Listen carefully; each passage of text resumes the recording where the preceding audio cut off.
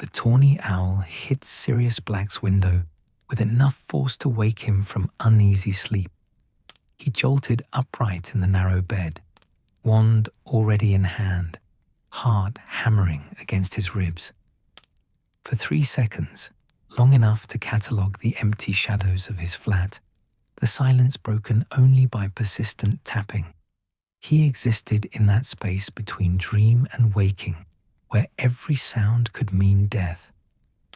Then he recognized the bird. "James's owl," he muttered, stumbling across the cold floor. His bare feet found scattered papers, yesterday's robes, the detritus of a life lived in preparation for flight. The owl pecked impatiently at the glass, its amber eyes bright with urgency, even in the pre-dawn darkness. Sirius wrenched open the window. July air, thick and warm, rolled into the room as the owl swept inside and thrust out its leg with almost comical impatience. The small scroll of parchment bore James's unmistakable scrawl, hasty even by his standards. "It's time. Come now." Prongs. For a heartbeat, Sirius simply stared at the words. Then reality crashed over him like a wave of ice and fire combined. "Bloody hell," he breathed.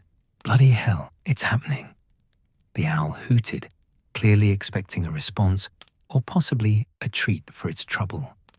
Sirius gave it neither, already moving with the controlled urgency of a man accustomed to mobilizing at a moment's notice.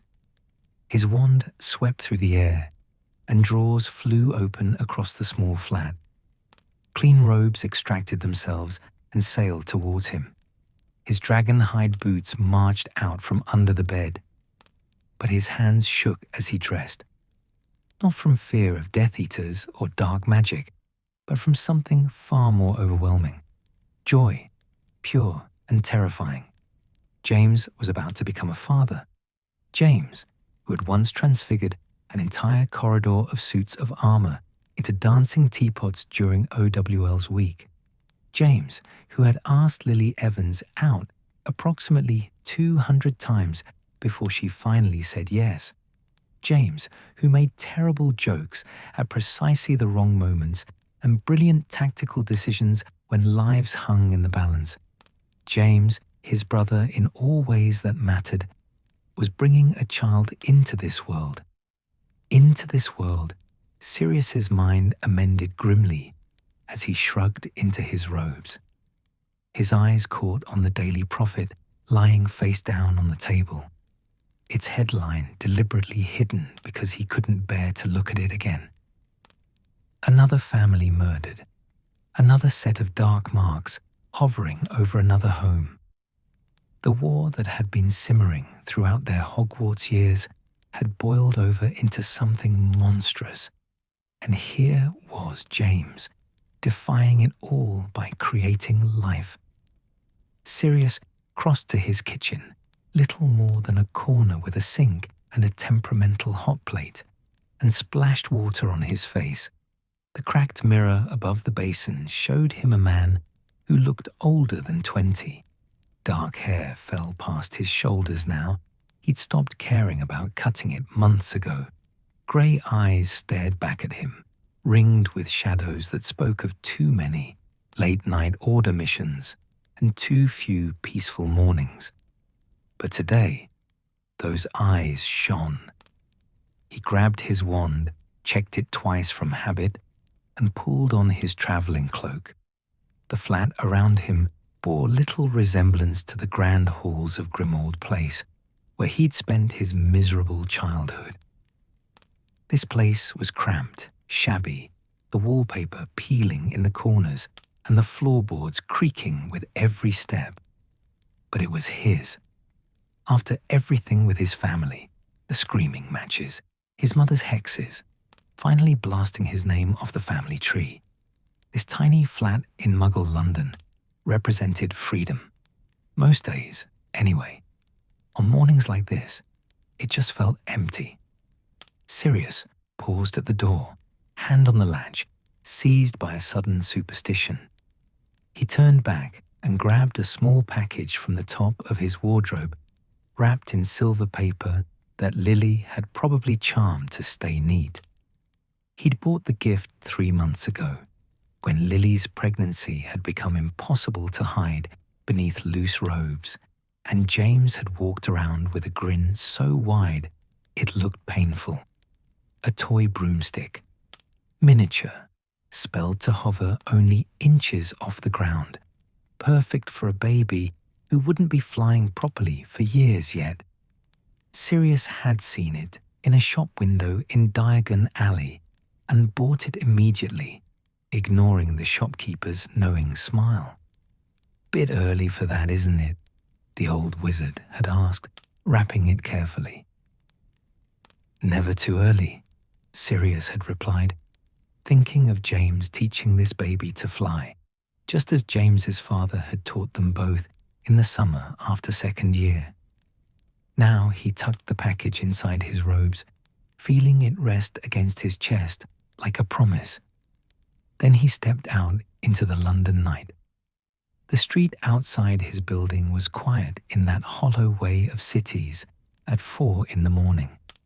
Streetlights cast yellow pools on pavement, still damp from yesterday's rain. A cat yowled somewhere in the distance.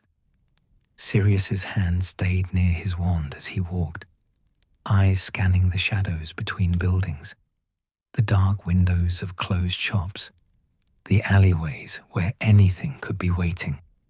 Constant vigilance, Mad-Eye Moody always said. It had stopped sounding paranoid around the time people started dying. Sirius turned down a narrow side street, checked again that he was alone, and disapparated. The crushing darkness of apparition seized him for a breathless moment.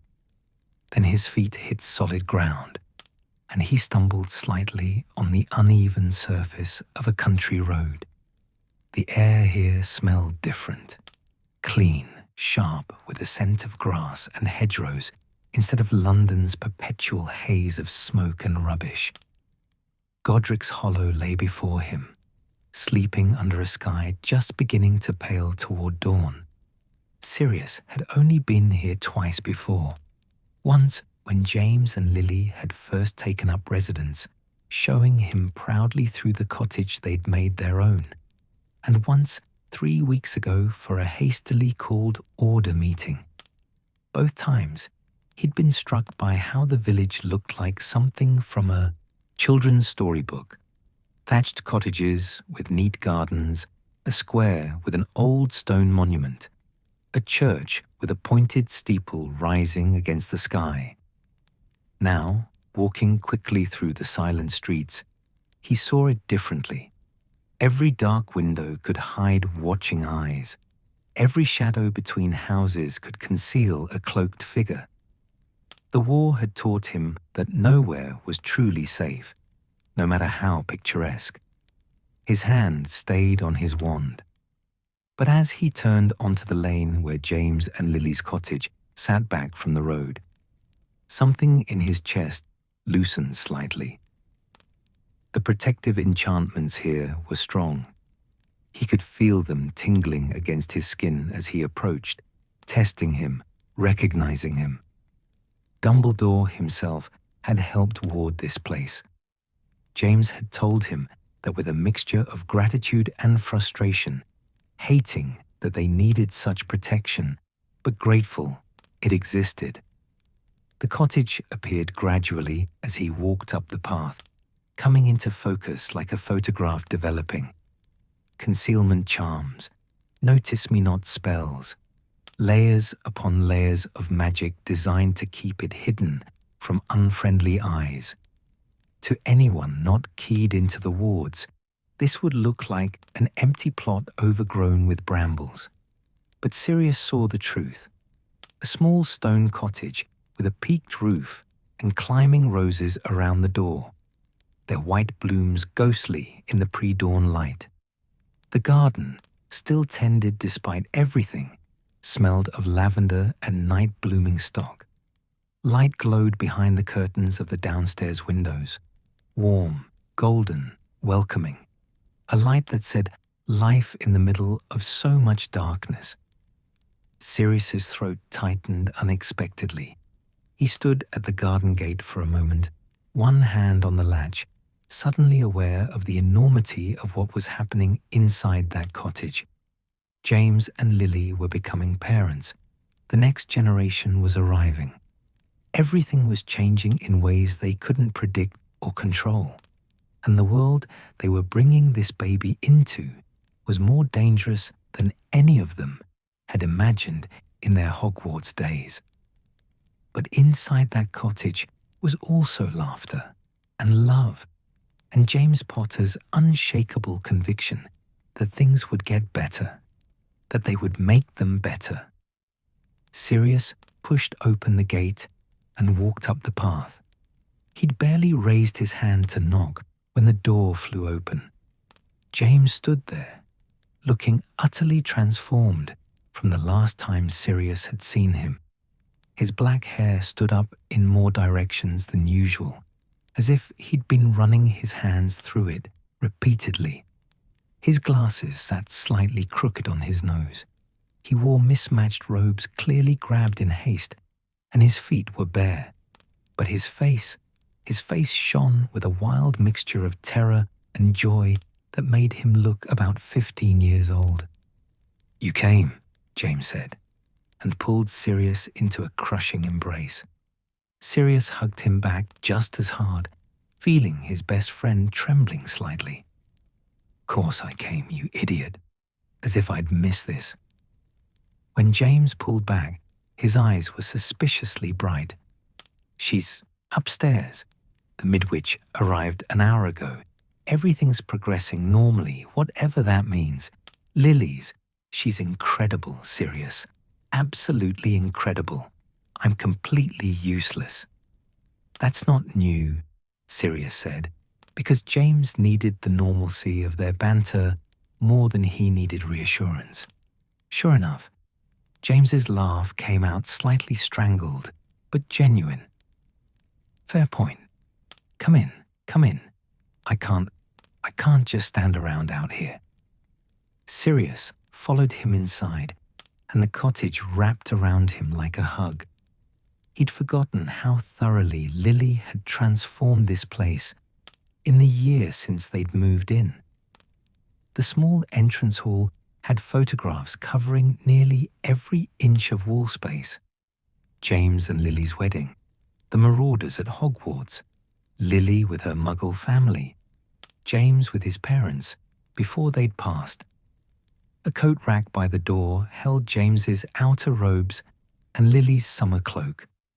The floor was clean swept stone, and someone had left a pair of women's shoes tucked neatly beside the door, next to James's boots.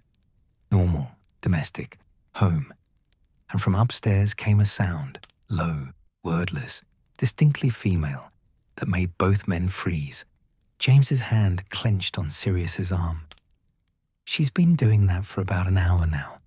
The midwitch says it's normal, that everything's fine, but hearing her..." He broke off, jaw tight. Sirius could see the war happening behind his friend's eyes, the urge to burst upstairs and fix everything for Lily, versus the knowledge that this was something he couldn't fix, couldn't fight, could only wait through. "Come on," Sirius said quietly, steering James toward the kitchen. "Let's put the kettle on. You're going to wear a hole in the floor if you keep pacing like that." The kitchen was small but cheerful, painted yellow, with herbs growing in pots on the windowsill, and a wooden table that seated 4. Everything was meticulously clean, Lily's influence certainly. James had probably tried to help and been gently redirected to something he couldn't accidentally destroy. Sirius found the kettle and filled it from the tap while James slumped into a chair, then immediately stood up again, unable to sit still. His hands opened and closed uselessly at his sides. "I should be up there," James said. "I should be with her. The midwitch will call you when it's time. You know that. But what if..." James. Sirius turned to face his friend fully, abandoning the tea preparations. She's Lily Evans. Well, Lily Potter now. She's the smartest witch we know. She survived Voldemort himself 3 times. Do you honestly think childbirth is going to defeat her? It was possibly not the most sensitive thing to say, but it worked. James's laugh burst out surprised and relieved. You're right. God, you're right. She's going to murder me if she knows I'm down here panicking while she's doing all the actual work. Exactly. So we make tea, we sit, and we wait, like the useless men we are. James grinned, and for a moment, he looked like himself, again like prongs from their Hogwarts days, ready to sneak out after curfew or plan an elaborate prank. Then his smile faded into something softer, more complex. I'm going to be someone's father, Padfoot. Sirius set down the kettle. The pre-dawn quiet of the cottage seemed suddenly very loud. I know, mate. What if I'm terrible at it? What if I'm like... James stopped abruptly. You won't be, Sirius said firmly, understanding what James couldn't say. James's own father had been wonderful, patient, kind, funny, before dragonpox had taken both his parents last year. But James had also seen what Sirius's parents had been like. He'd given Sirius a home at the Potter's house after every holiday, after every awful break from Hogwarts, when going back to Grimmauld Place had felt like walking into a prison. James knew that not all fathers were good ones, and James, being James, was terrified of failing. You won't be, Sirius repeated, because you already love that baby more than anything, and you haven't even met them yet. Because you're James Bloody Potter, and you don't know how to do anything halfway. From upstairs came another sound, a cry, sharper this time, followed by low voices. Both men looked at the ceiling as if they could see through it. James's hand found Sirius's shoulder and gripped it hard. Stay, he said. Please, I can't do this alone. You're not alone, Sirius said, covering James's hand with his own. You've never been alone, and you never will be. I'm here, Prongs. I'm right here. They stood like that in the kitchen as the sky beyond the window began to lighten from black to deep blue. 2 men who'd been boys together, who'd become brothers, waiting for the dawn and everything it would bring. The kettle began to whistle, a cheerful sound in the heavy quiet. Sirius moved to silence it, and James finally sat, his hands flat on the table as if he needed to hold on to something solid. Tell me it's going to be all right, James said quietly. Sirius poured the tea, watching the steam rise in curling patterns. Outside, the first birds began to sing, greeting a day that would change everything. Upstairs, Lily was bringing new life into a world at war. And here, in this kitchen, James Potter, who'd always been brave about everything except the things that truly mattered, waited to become a father. It's going to be better than all right, Sirius said, setting a cup in front of his best friend. It's going to be brilliant. He hoped with everything in him that it was true. The tea grew cold in their cups as the sky lightened beyond the kitchen window. Sirius watched the transformation from deep blue to pearl grey, then to the soft pink of early dawn. Beside him, James had given up any pretense of sitting still. He paced between the table and the door, paused to listen for sounds from upstairs, then paced again, his bare feet making soft sounds on the stone floor. How long has it been? James asked for what must have been the 10th time. Sirius glanced at the old clock on the mantel, a wedding gift from Lily's parents. its face painted with delicate flowers. 20 minutes since you last asked. About 2 hours total since I arrived. 2 hours. James ran both hands through his hair, making it stand up even more wildly. It feels like days. How do people do this? How does anyone survive this waiting? By not driving their best mates mad with pacing, presumably, Sirius said mildly. He'd abandoned his own tea and was now leaning against the counter, arms crossed, watching James with a mixture of amusement and concern. He'd seen his friend face down Death Eaters with more calm than he was showing now. But then, this was different.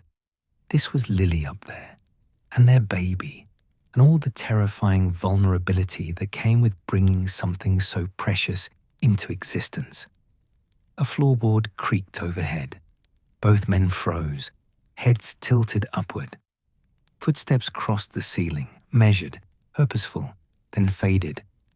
Not the urgent rush that would signal the emergency, just the midwitch moving about her work. James exhaled shakily. I should offer her more tea. The midwitch, I mean. She's been working for hours.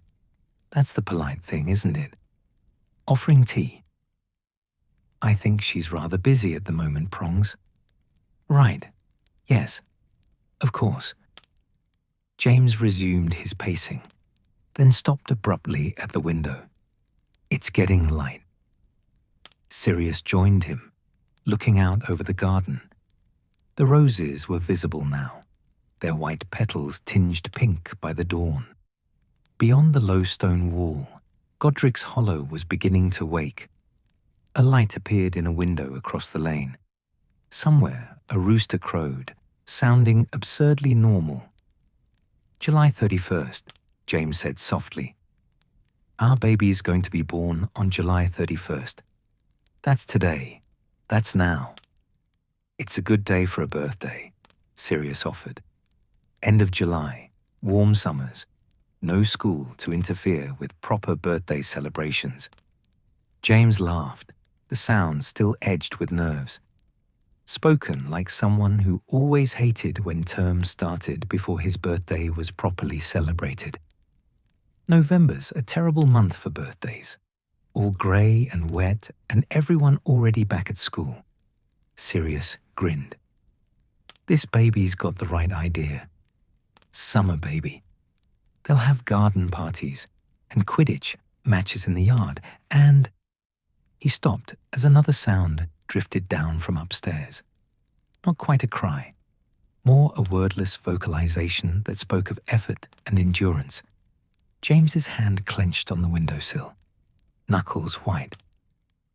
She's so strong, he whispered.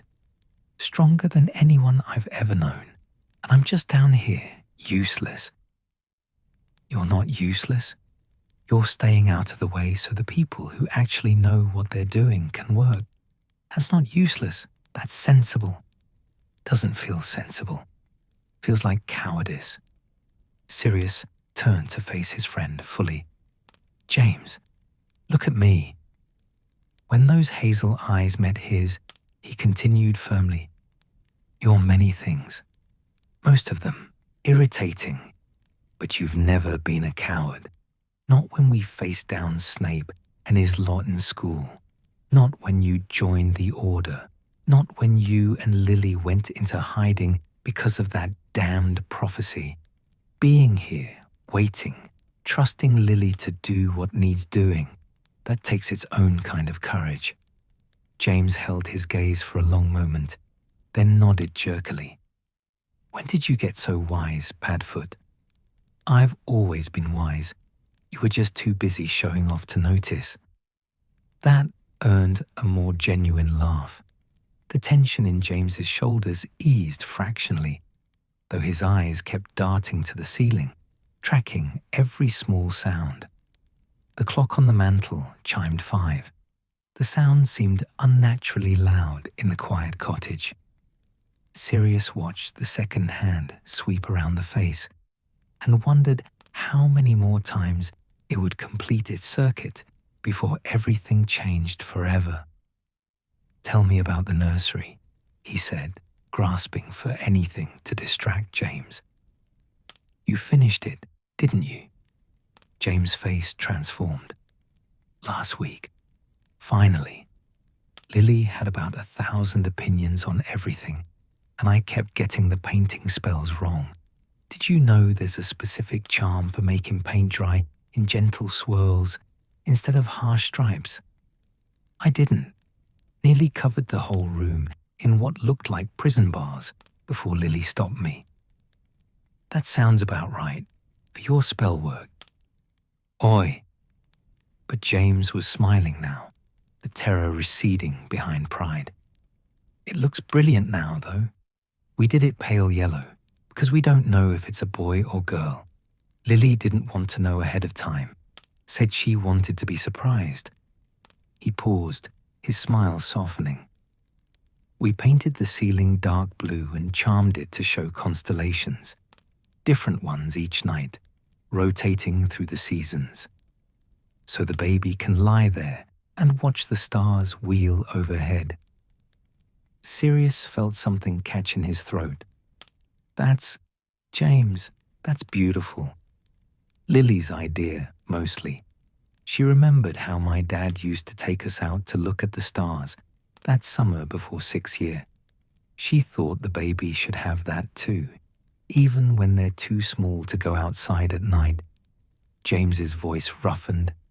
I wish Dad could have met them. He would have been such a brilliant grandfather.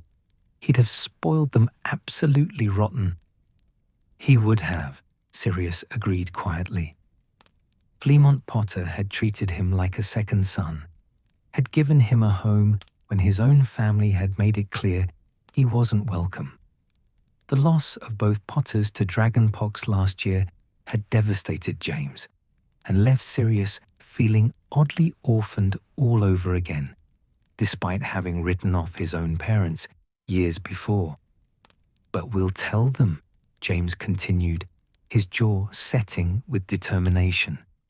Everything about their grandparents, about Mum's laugh and Dad's terrible puns and how they made the best treacle tart in Britain.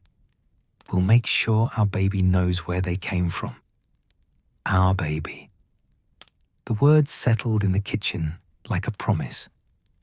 Sirius studied his best friend.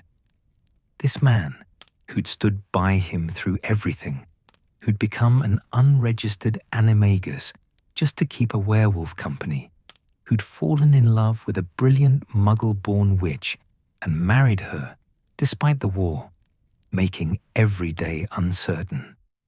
James Potter, who was about to become a father. Footsteps sounded on the stairs, quick, purposeful. Both men spun toward the kitchen door. The midwitch appeared, a woman in her 50s with iron grey hair, pulled back in a practical bun, and robes rolled up to her elbows. Her face was professionally neutral, but her eyes held a warmth that made Sirius's heart stutter with hope. Mr. Potter, she said, and James crossed the kitchen in 2 strides.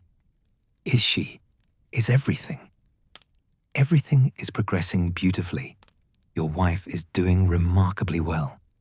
The midwitch's smile widened slightly. She's asking for you now. We're getting close.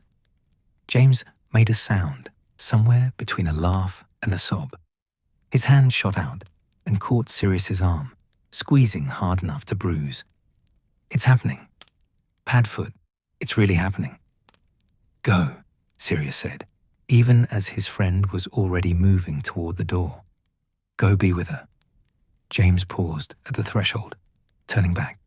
His face was pale but determined, scared but ready.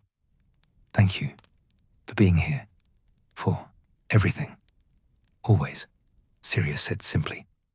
Then James was gone, his footsteps pounding up the stairs. The midwitch gave Sirius a brief nod, acknowledgement of his presence, his vigil, before following more sedately. Her steps creaked on the wooden stairs, then faded into the upper floor, and Sirius was alone. The kitchen felt suddenly cavernous despite its small size.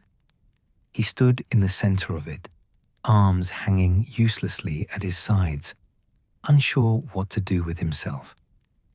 The cold tea mocked him from the table. The clock continued its relentless ticking. Outside, Godric's hollow was fully awake now, sunlight slanting across the gardens and glinting off windows. A normal summer morning, except nothing would ever be quite normal again. Sirius moved to the sink and carefully washed their abandoned teacups, needing something to do with his hands. The water ran hot, almost scalding, and he focused on the simple mechanical task. Wash, rinse, dry. Set in the dish rack with the other clean cups and plates. It was meditative almost, this small act of domestic care in James and Lily's kitchen. He dried his hands and wandered into the sitting room, which he'd only glimpsed briefly when he'd arrived. It was small but comfortable, with a sofa covered in cushions that Lily had probably charmed herself, knowing her fondness for household spells. Books lined the shelves, magical texts mixed with Muggle novels, a pattern that spoke so clearly of their merged lives. Photographs covered the mantel, capturing moments from their courtship and wedding. Lily laughing with her head thrown back, James gazing at her like she was the only thing in the world that mattered, the two of them together looking impossibly young and impossibly happy. And there, tucked in the corner, was a frame waiting to be filled. Empty space for the photograph that would soon exist, their baby's first picture. Sirius picked up the empty frame, turning it over in his hands. The glass was cool and smooth, perfect and waiting. He set it back carefully, precisely aligned with the others. From upstairs came a sound, low, guttural, primal. Not quite a scream, but something deeper, more fundamental. The sound of life forcing its way into existence. Sirius's breath caught, his hands clenched at his sides. Every instinct screamed at him to run up those stairs, to make sure everything was all right, to do something. But he forced himself to stay still, to trust in the process, in the Midwitch's skill, in Lily's incredible strength. The waiting was its own kind of torture. He thought about the war outside these walls, about the order missions that had consumed their lives for the past year, about the friends they'd already lost. Marlene McKinnon and her whole family, murdered in their home. Dorcas Meadows, found 3 days after she'd gone missing, her body bearing marks of Voldemort's cruelest curses. Caradoc Dearborn, who'd simply vanished one night and never been found. They were losing. Slowly, inexorably, they were losing ground. The Death Eaters attacked with impunity, and the Ministry seemed powerless or unwilling to stop them. Dumbledore did what he could with the Order, but they were so few against so many. And yet here, in this cottage, James and Lily were defying all that darkness. They were creating life, choosing hope, refusing to let fear dictate their futures.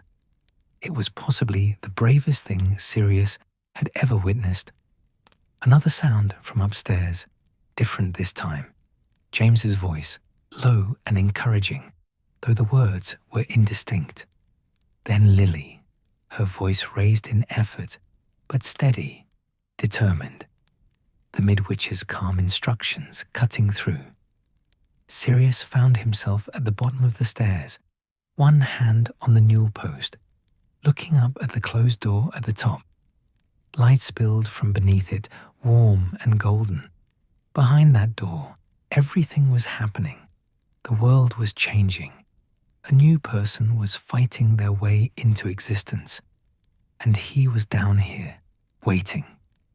He forced himself back to the kitchen, put the kettle on again, because it seemed like the thing to do. His hands shook slightly as he measured out tea leaves. as if this time they might actually drink the tea instead of letting it go cold, while James paced and worried.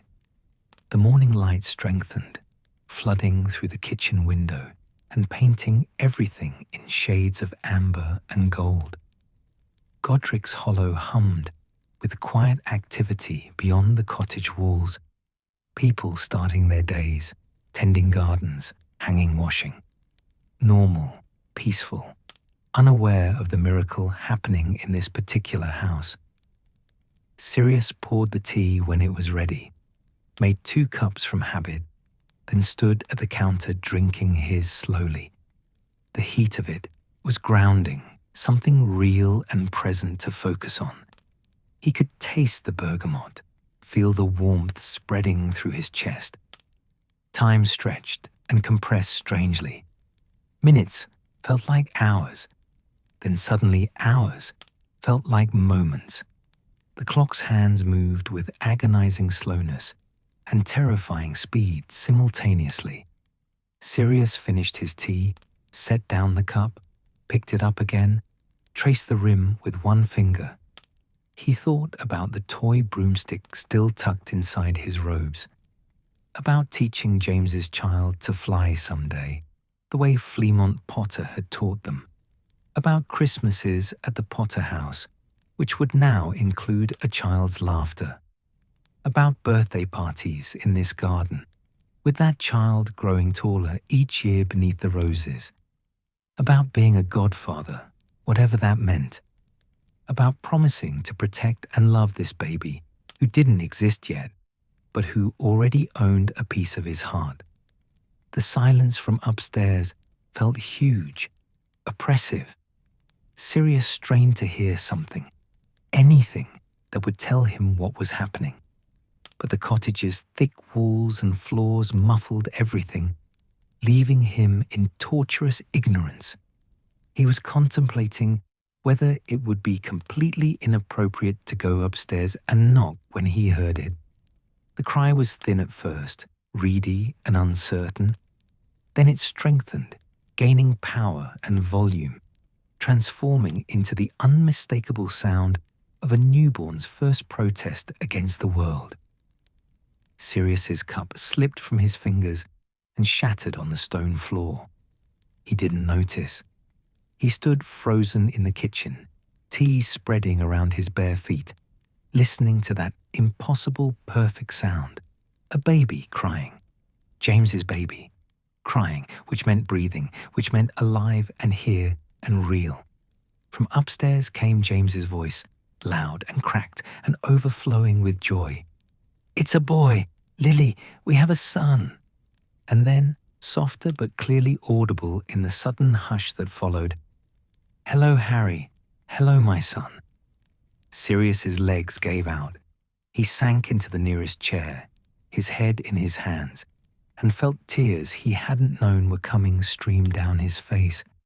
Great, gasping sobs shook his shoulders. Relief and joy and grief for everything they'd lost, and hope for everything this new life represented. Harry Potter, James and Lily's son. He sat there in the kitchen with broken china at his feet and tea cooling on the floor, and cried like he hadn't since the day he'd learned James's parents had died. But these were different tears. These were tears that tasted like dawn, like possibility, like the future they were all fighting for. Upstairs, a baby wailed. The sound was the most beautiful thing Sirius had ever heard. He wiped his face roughly with his sleeves and stood on shaking legs. The mess on the floor could wait. Everything could wait. There was a baby, Harry, and James was a father, and Lily had brought their son safely into the world. Sirius waited at the bottom of the stairs, his hand gripping the banister for support. He would give them time, this new family. Let them have these first moments together, the 3 of them, before the world came crowding in. But soon, very soon, James would call him up, and Sirius would climb those stairs and meet his godson for the first time. The thought made him smile through his tears, wide and wondering and full of love. Harry Potter was born, and everything had changed. Sirius cleaned up the broken teacup with shaking hands, using his wand to vanish the shards and the spilled tea from the floor. The mundane task helped steady him, gave his trembling fingers something to do while his heart still raced from hearing that first cry. Harry's cry. The name echoed in his mind like a charm, settling into place with a rightness that made his chest ache. Harry James Potter. He knew without being told that would be the full name. James had mentioned it once, months ago, late at night, after an order meeting that had gone poorly. They'd been nursing fire whiskey in James's kitchen, this very kitchen, and James had said quietly, "If it's a boy, we'll call him Harry, after Lily's father. He died when she was young, but she loved him so much." Then he'd paused, swirling the amber liquid in his glass, and added with a crooked smile, "Harry James, keep a bit of the Potter tradition alive." Sirius sank back into his chair, the silence from upstairs now different from before, not tense and waiting, but settled and sacred. They were up there, the three of them, having those first moments as a family. He could picture it so clearly. Lily exhausted but radiant, James probably crying and trying to hide it, and between them, a tiny baby with a whole life ahead of him. The sun climbed higher beyond the kitchen window, painting the walls with slowly shifting rectangles of light. Sirius watched dust motes dance in the beams and let his mind wander through memories, suddenly urgent with the need to remember, to catalogue, as if this day marked a clear division between before and after. He thought about meeting James on the Hogwarts Express, two 11-year-olds trying to act braver than they felt. James had been all confidence and wild energy even then, bouncing in his seat while talking about Quidditch and magic and everything wonderful about the wizarding world. Sirius, fresh from a summer of his mother's lectures about pure blood supremacy and proper behavior, had been simultaneously drawn to and terrified by James's unrestrained enthusiasm. "You'll be in Gryffindor," James had declared with absolute certainty. "I can tell. We'll be best mates." And they had been. Through everything. Through Sirius's sorting into Gryffindor and the subsequent howler from his mother. Through discovering Remus's secret and spending 3 years learning to become animagi, so their friend wouldn't have to face the moon alone. Through James's long, complicated campaign to win Lily Evans's heart, which had involved approximately 6 years of being rejected before he finally grew up enough to deserve her. Through his parents disowning him in 5th year and James's family taking him in without hesitation. Through graduating into a world at war. Through joining the Order and learning that fighting dark wizards was nothing like the adventures they'd imagined as children. The kitchen door creaked, startling him from his reverie. The midwitch appeared, looking tired but satisfied. Her sleeves were still rolled up, and she carried an air of quiet competence that Sirius found oddly comforting. "Mr. Black," she said, her voice gentle, "would you mind putting the kettle on? I think we could all use a proper cup of tea now." "Of course." Sirius jumped up, grateful for something to do. How are they?" "Mother and baby are both doing beautifully. Father is a bit overwhelmed but managing." Her eyes twinkled. "It's always the fathers who need the most looking after in my experience." Sirius found himself grinning as he filled the kettle. That sounds about right. James has many talents, but keeping calm isn't one of them. He did very well, actually. Stayed by his wife's side, said all the right things. He'll be a good father. She settled into a chair with a small sigh of relief, accepting the tea Sirius handed her a few minutes later. The baby is perfect. 7 pounds, 2 ounces. Good strong lungs. You heard that yourself, I expect. Black hair like his father, and I'd wager he'll have his mother's eyes once they settle into their proper color. Harry, Sirius said softly, testing the name aloud. His name is Harry. A good name, a strong name. The midwitch sipped her tea, studying him over the rim of her cup. You're the godfather, I take it? I am, or I will be, officially. The weight of it settled on him properly for the first time. Not just James's best friend anymore. Godfather. A role with real meaning, real responsibility. I don't know the first thing about babies. No one does until they have them or become responsible for them. Her smile was knowing. But you love the parents, and you'll love the child. That's the most important thing. The rest you learn as you go. They sat in companionable silence for a few minutes, drinking tea while the morning sun warmed the kitchen. Sirius could hear small sounds from upstairs now. Footsteps moving slowly across floorboards, the creak of a rocking chair, low voices murmuring. The sounds of a house adjusting to a new presence. I'll be heading off shortly, the midwitch said, setting down her empty cup.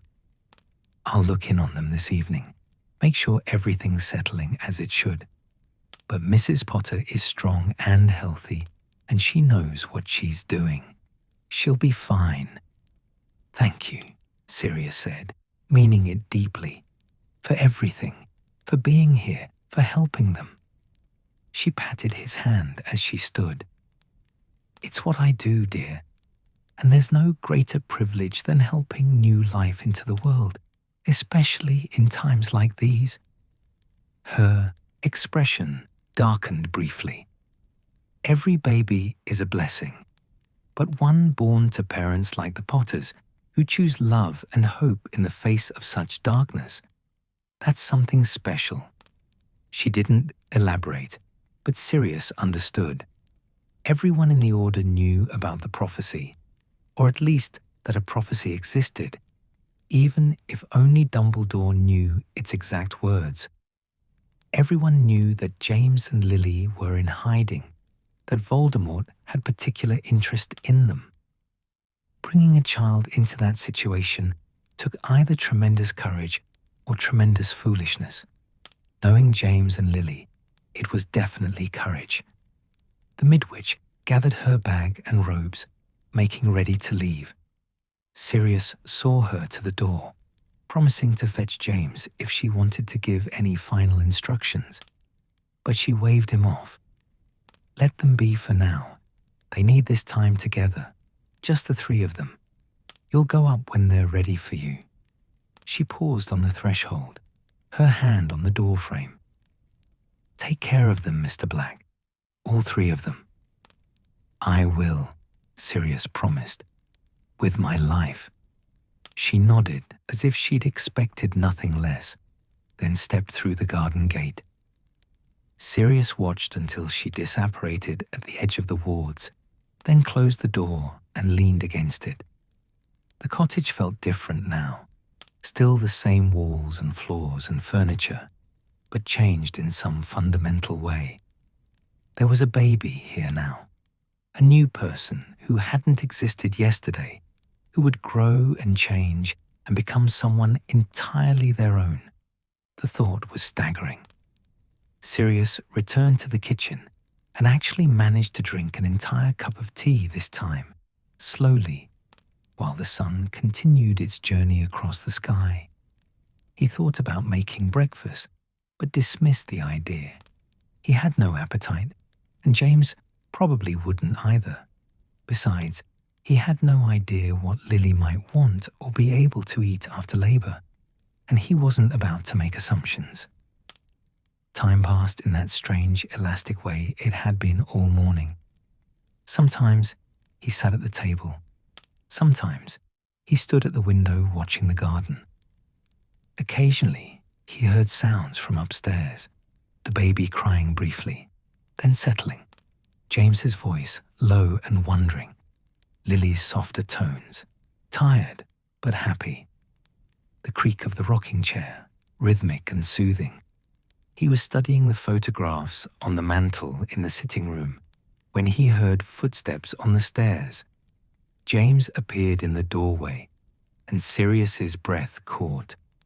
His friend looked absolutely transformed. The terror and manic energy from earlier had been replaced by something deeper, more profound. James's eyes were red-rimmed but clear, his hair even more disheveled than usual, his robes rumpled.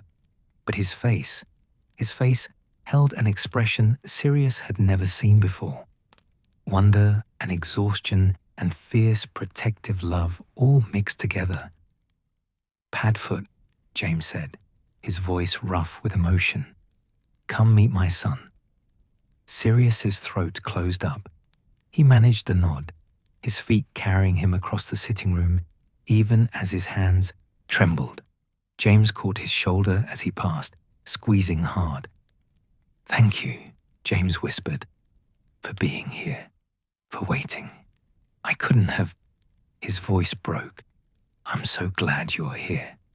"Always," Sirius managed. "You know that." They climbed the stairs together, James leading the way down a short hallway to the bedroom at the front of the house. The door stood half open, and warm light spilled through the gap. James pushed it wider and stepped aside, letting Sirius enter first. The room was small and cozy, dominated by a large bed with an iron headboard. The morning sun streamed through white curtains, making everything glow. And there, propped up against a mountain of pillows, sat Lily. Sirius had always thought Lily Evans, Potter, he corrected himself, was beautiful. But this was something else entirely. Her red hair hung in a loose braid over one shoulder. Her face was pale with exhaustion, and she wore a simple nightgown that had seen better days. But she was radiant. There was no other word for it. She looked like every painting of a Madonna Sirius had ever seen, but warmer, more real, more there. And in her arms, wrapped in a soft yellow blanket, was the smallest person Sirius had ever seen. "Hello, Sirius," Lily said softly, her voice tired but full of warmth. "Come meet Harry." Sirius crossed the room on legs that felt disconnected from his body. He sank into the chair beside the bed that James must have pulled up hours ago and stared at the bundle in Lily's arms. Harry Potter was impossibly tiny. His face was red and slightly squashed, his eyes squeezed shut, one miniature fist pressed against his cheek. Black hair stuck up in all directions, already taking after his father in that regard. His nose was small and button-like, his mouth a tiny rosebud. He was perfect and alien and absolutely devastatingly beautiful. "He's so small," Sirius breathed. "All babies are small," James said from behind him, but his voice shook with the same awe Sirius felt. "The midwich said he's a good size, actually. 7 pounds, 2 ounces. That's nothing. He weighs nothing." Sirius couldn't look away. "How is something so small even possible?" Lily laughed quietly. "I assure you, he didn't feel small a few hours ago." But her hand stroked the baby's head with infinite gentleness, her fingers tracing the whirl of black hair. "But yes, he's rather small, rather perfect too." "He looks like you, James," Sirius said, finally tearing his gaze away from Harry to look at his friend. James had moved to the other side of the bed, sitting on the edge and wrapping one arm around Lily's shoulders. The hair, definitely. Poor kid. "Oi," James protested, but he was grinning. "My hair has character." "Your hair has chaos," Lily corrected, but she leaned into her husband's embrace, though I'll admit, it's rather charming on a baby. As if sensing he was being discussed, Harry stirred, his tiny face scrunched up, his mouth opening in what looked like the beginning of a cry. But then his eyes opened, just barely, squinting against the light, and Sirius felt the world tilt. Those eyes were blue now, as all babies' eyes were. But there was something in their shape, in the way they seemed to focus on nothing and everything at once, that was pure Lily. Sirius knew they'd change, would eventually settle into the brilliant green of his mother's eyes. For now, they were unfocused and wondering, seeing the world for the first time. "Hello, Harry," Sirius whispered. "Hello, little one." The baby's eyes drifted in his direction, though whether Harry could actually see him was questionable, but it felt like being seen, like being recognized by something ancient and new all at once. "Would you like to hold him?" Lily asked. Sirius's head snapped up. What? No, I couldn't. I'll drop him. I don't know how." "You won't drop him," James said firmly, "and it's easy. Here, I'll show you." He reached down and carefully lifted Harry from Lily's arms, supporting the baby's head with practiced care that must have been learned in the last few hours. "See?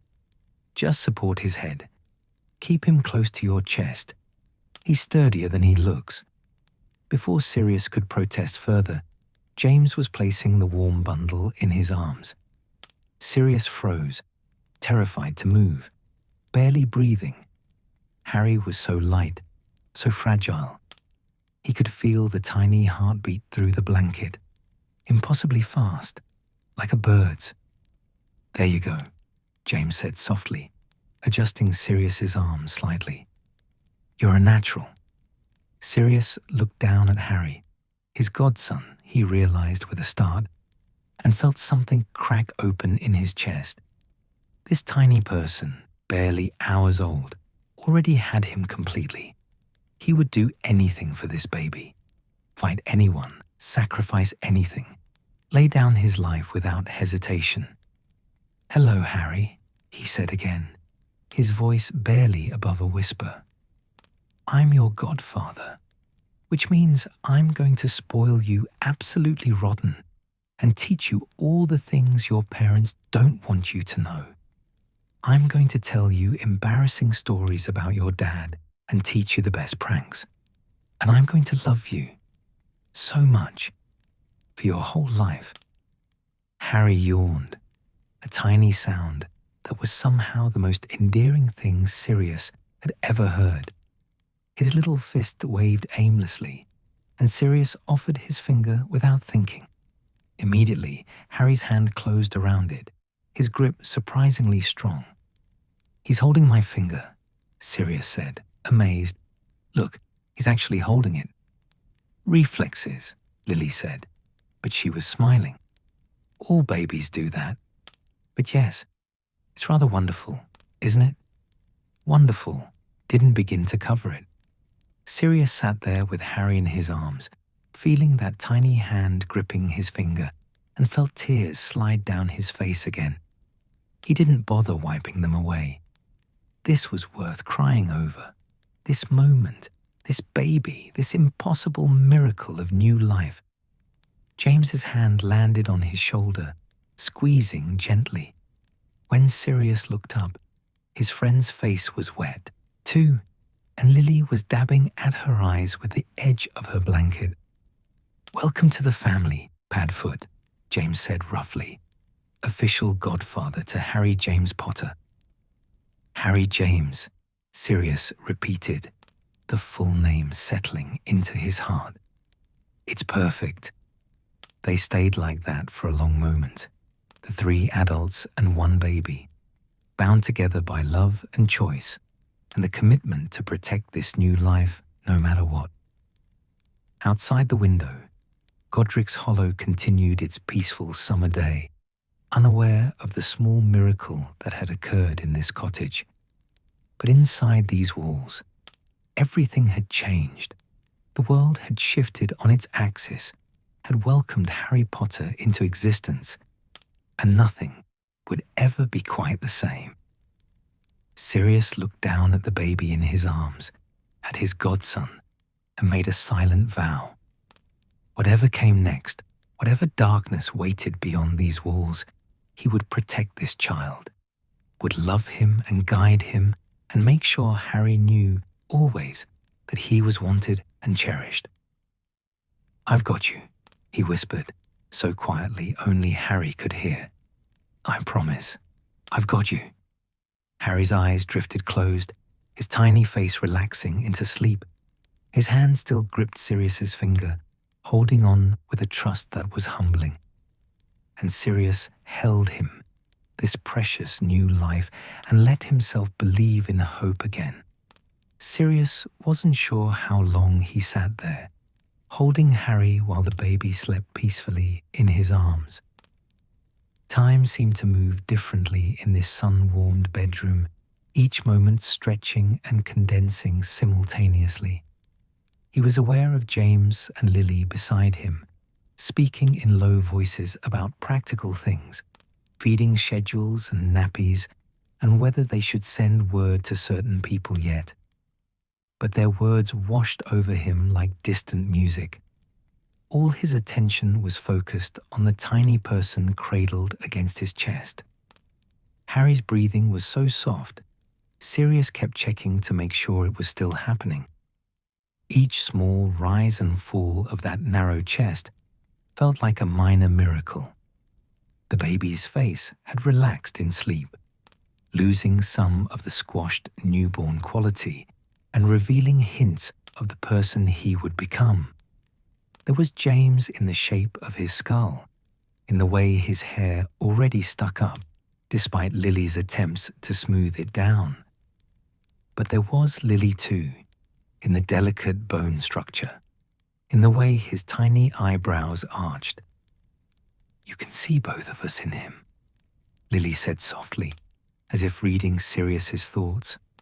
She'd shifted position slightly, still propped against her pillows, but looking more comfortable now. "James's hair, and my eyes, or they will be my eyes, once they change properly. The midwitch said it could take months." "He's perfect," Sirius said, for perhaps the 10th time.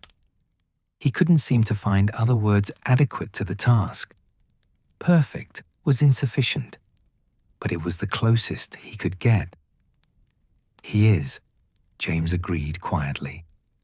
He'd moved to sit on the edge of the bed beside Lily, one arm around her shoulders. But his eyes hadn't left his son. "I keep thinking I should pinch myself, that I'll wake up and this will have been a dream." "If it's a dream, we're all having it together," Lily murmured. She leaned her head against James's shoulder, and Sirius could see the exhaustion catching up with her now that the immediate rush was over. "Though I'm fairly certain the past several hours were very real indeed." "Are you all right?" Sirius asked, suddenly aware that he'd been so focused on Harry that he hadn't properly checked on Lily. "Do you need anything? Water? Food? More pillows? I could—" "Sirius," Lily interrupted gently, a smile playing at her lips. "I'm fine. Tired, yes. A bit sore, certainly. But fine. Better than fine, actually." Her green eyes, those eyes Harry would inherit, shone with contentment. "I have everything I need right here in this room." Harry stirred at the sound of her voice, making a small snuffling sound. His face scrunched up, mouth working, and for a moment Sirius thought he might cry. But then the baby settled again, his expression smoothing back into peaceful sleep. "He knows your voice already," Sirius observed. "Did you see that? He responded when you spoke." "Babies can recognize their mother's voice from the womb," Lily explained. "He's been hearing me for 9 months. I've been talking to him, reading to him, singing sometimes when James wasn't around to laugh at my terrible voice." "Your voice isn't terrible," James protested immediately. "It's lovely. Tell her, Sirius. Tell her she has a lovely voice." "I'm not getting in the middle of a marital dispute," Sirius said, though he was grinning. "Especially not on your first day as parents. That seems like asking for trouble." "Wise man," Lily said. Then, more seriously, "Would you like me to take him back? You've been holding him for quite a while. Your arms must be getting tired." Sirius realized his arms were starting to ache slightly from holding the same position, but he was reluctant to let go. "I'm fine, unless you want him back. I don't want to hog him." "Hog away," James said. "You're his godfather. You're allowed to hog him a bit." But there was something in his voice, a note of wonder that hadn't quite faded.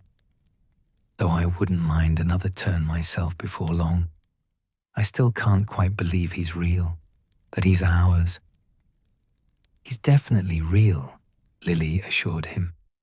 "And definitely ours, though I suspect Sirius is going to give us a run for our money when it comes to loving him."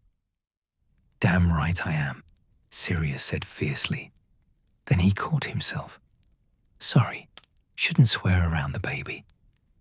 He's asleep, and even if he wasn't, he's hours old. I think we have a few years before we need to worry about corrupting his language." But Lily was smiling, that soft maternal smile that transformed her face. "Though I appreciate the sentiment." Harry chose that moment to wake properly. His eyes opened, those unfocused blue eyes, and his face began to scrunch up in earnest this time. The whimper that emerged was thin and uncertain at first, but it quickly gained strength and volume. "Oh," Sirius said, immediately panicking. "Oh no, what did I do? What's wrong?" "Nothing's wrong," Lily said, already reaching for the baby. "He's probably hungry. May I?" Sirius carefully transferred Harry into Lily's waiting arms, trying to be as gentle as James had been. The moment the baby was against his mother's chest, his crying lessened slightly, though it didn't stop entirely. "There we are," Lily murmured, adjusting Harry with practiced ease that seemed to have manifested in the last few hours. "Someone's hungry, aren't they? Do you want us to leave?" Sirius asked, suddenly uncertain. He had no idea what the protocol was for situations like this. "It's fine," Lily said, already loosening the ties of her nightgown. "You're family, both of you, and I'm too tired to care about modesty right now." She glanced at James with a raised eyebrow. "Though, if you start acting weird about it, I will hex you." "I would never," James said, but he did look slightly uncomfortable. Not because of Lily, they were married after all, but probably because of Sirius's presence. Sirius turned slightly, giving them a semblance of privacy while still remaining in the room. He found himself staring out the window at the garden below, giving the new parents space for this intimate moment while staying close enough to be included. Harry's crying stopped almost immediately once Lily got him properly situated. The sudden silence was profound. "Well, that's better," Lily said softly. "Much better. Yes, that's what you wanted, wasn't it?" Sirius risked a glance back and saw that Lily had draped a light blanket over her shoulder, giving both her and Harry some privacy. Her face was tilted down toward the baby, her expression soft with concentration and love. James sat beside her, one hand resting on her knee, watching his wife and son with an expression that made Sirius's chest ache. This was what they'd been fighting for, he realized. Not just in the abstract, protecting the wizarding world, stopping Voldemort, saving lives, but this, specifically, the ability for people like James and Lily to have quiet moments with their baby, to feed him in peace, to watch him grow, to live without fear. He's really doing it, James said, his voice full of wonder. Actually eating. That's Lily. He's brilliant. All babies eat, James, Lily said, but she was smiling. It's rather what they do. But our baby is eating. That's different. That's amazing. Sirius couldn't help but grin at his friend's continued amazement at every small thing. James had always been enthusiastic about everything, Quidditch, pranks, Lily herself. But this was something else. This was pure, unfiltered joy mixed with awe. How does it feel? Sirius asked quietly, not entirely sure which of them he was asking. Being parents. James and Lily exchanged a long look, one of those married couple communications that happened without words. Then Lily spoke first. Terrifying, she said honestly. Absolutely terrifying. I'm responsible for keeping this tiny person alive, and I have no idea what I'm doing. What if I mess it up? What if I... She broke off, shaking her head. But also wonderful. The most wonderful thing I've ever done. The moment they put him in my arms, I understood. Everything we've been fighting for, everything we've been afraid of, it all makes sense now. Same, James said, his voice rough. I mean, I was already fighting for Lily, for our friends, for the future. But now there's Harry, and I'd burn the whole world down to keep him safe. He caught himself. Not that I will, obviously, but I would, if I had to.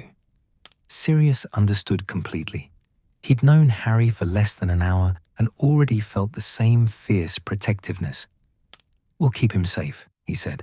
All of us. Together. The Order, Lily said quietly.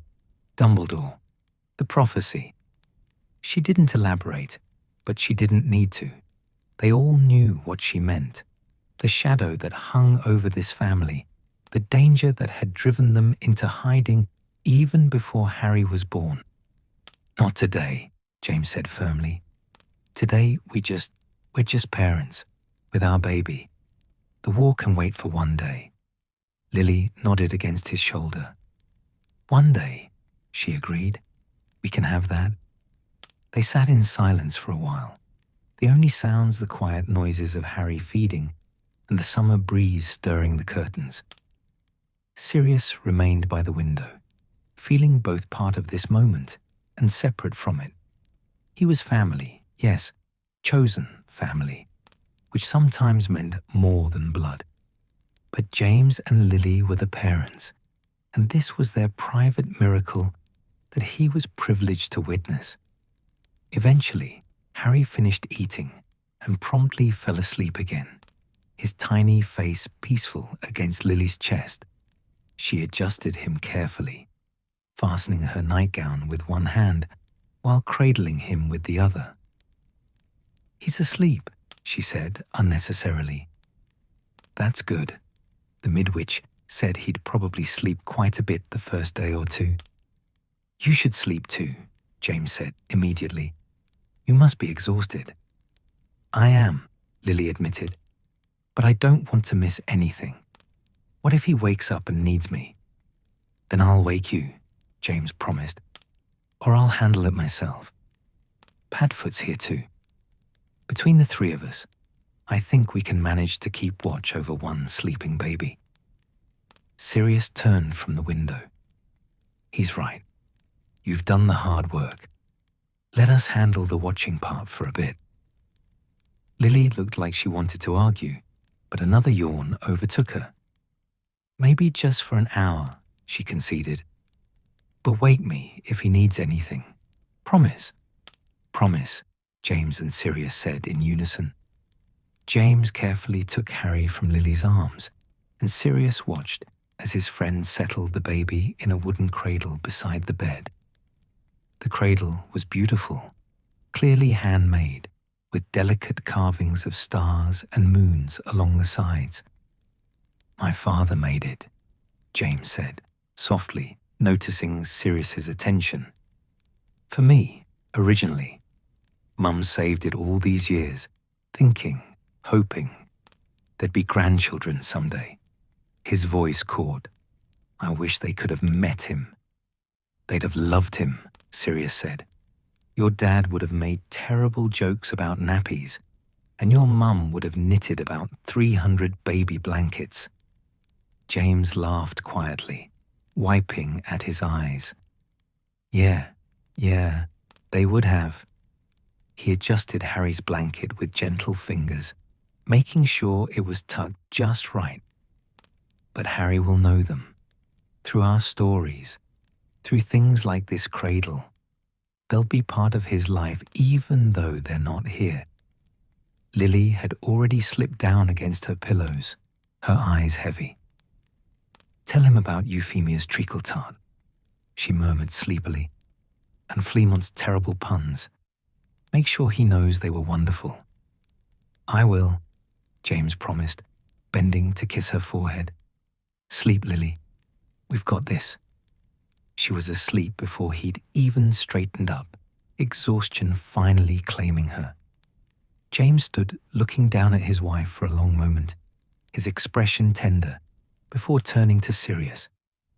"Come on," he said quietly. "Let's let them both rest." They slipped out of the bedroom, leaving the door ajar so they could hear if Harry woke. The hallway felt cooler after the warm bedroom, and Sirius found himself suddenly aware of how long it had been since he'd eaten or slept properly himself. "Are you hungry?" James asked, as if reading his mind. "I'm starving, actually. Haven't eaten since yesterday afternoon." "Food sounds good," Sirius admitted. "What have you got?" They made their way downstairs to the kitchen. The morning had given way to early afternoon now, the sun high and bright beyond the windows. James rummaged in the pantry while Sirius checked the icebox, and between them they assembled something resembling a meal: bread and cheese, cold chicken from yesterday, some tomatoes from the garden. "Not exactly celebratory feast material," James said, setting it all on the table, "but it'll do." They ate standing up at first, too keyed up to sit properly. Sirius realized he was ravenous. He'd been running on adrenaline and emotion for hours, and the simple food tasted better than any feast. "I'm a father," James said suddenly, setting down his bread. "Padfoot, I'm actually a father. There's a baby upstairs who's mine, who I made with Lily, who's going to call me Dad someday." "You are," Sirius confirmed, "and you're going to be brilliant at it." "How do you know?" "I've never been a father before. I don't know the first thing about it. Neither did your dad before you came along. Neither does anyone the first time." Sirius leaned against the counter, studying his best friend. "But you love Harry already. I saw your face when you were holding him. And you love Lily more than anything. That's the foundation. Everything else you'll figure out as you go." James ran both hands through his hair, making it stand up even more wildly. I want to do it right. Want to give him everything. A happy childhood, a safe home, parents who love each other and love him. Want him to know he's wanted, that he matters, that he can be anything he wants to be. The words hung in the air between them, heavy with unspoken meaning. Sirius knew James was thinking about his own childhood, happy, safe, full of love, and probably thinking about Sirius's childhood too, which had been none of those things. "He'll have all that," Sirius said firmly. "Look at what you and Lily have already given him. A home full of love, protection, 2 parents who'd do anything for him, and a brilliant, devastatingly handsome godfather who's going to teach him everything important." That got a laugh from James, breaking the tension. Like what? How to charm his way out of detentions, how to turn into a dog. "Exactly those things," Sirius said with a grin. "Essential life skills." They finished their impromptu meal, cleaning up the dishes together in comfortable silence. Through the kitchen window, Sirius could see the garden in full afternoon glory. Roses in bloom, herbs growing in neat rows, butterflies drifting between flowers. It looked peaceful, almost aggressively normal, as if the cottage was determined to prove that beautiful things could still exist despite the war. A soft cry drifted down from upstairs, not distressed, just awake and announcing it. James's head snapped up immediately. "That's Harry," he said, already moving toward the door. "I know it's Harry," Sirius said, following him. Who else would it be? But James was already taking the stairs 2 at a time, and Sirius found himself hurrying to keep up. They burst into the bedroom to find Lily still asleep but stirring, and Harry in his cradle, tiny fists waving in the air. James crossed to the cradle and carefully lifted his son, cradling him with the careful confidence of someone who'd held the baby exactly twice before and was determined to get it right. "Hello," James murmured. "Hello, Harry. Did you have a good sleep? Your mum's still sleeping, so you've got me. Is that all right? I know I'm not as good at this as she is, but I'm trying." Harry's crying stopped as soon as he was against James's chest. His tiny face turning toward his father's voice, James began to sway slightly, an instinctive rocking motion, and Sirius watched as his best friend, Prongs, who'd once jumped off the astronomy tower on a broom for a laugh, transformed into someone entirely new, a father. James was a father now, and watching him hold Harry, seeing the love and wonder on his face, Sirius felt something settle in his chest, a sense of rightness, of being exactly where he was meant to be. This was his family, not the cold, dark halls of Grimmauld Place, or the people who tried to mold him into something he wasn't. But this, James and Lily and Harry, and the home they'd built together, the home that had room for him in it. "Want him back?" James asked, noticing Sirius watching. "Always," Sirius said, and held out his arms for his godson. The afternoon sun had shifted across the bedroom floor by the time Lily finally woke properly. Sirius had been sitting in the chair beside Harry's cradle, watching the baby sleep with a fascination that bordered on absurd. Every tiny movement, a twitch of his fingers, the flutter of his eyelids, the way his mouth worked in his sleep as if dreaming of feeding, seemed impossibly significant.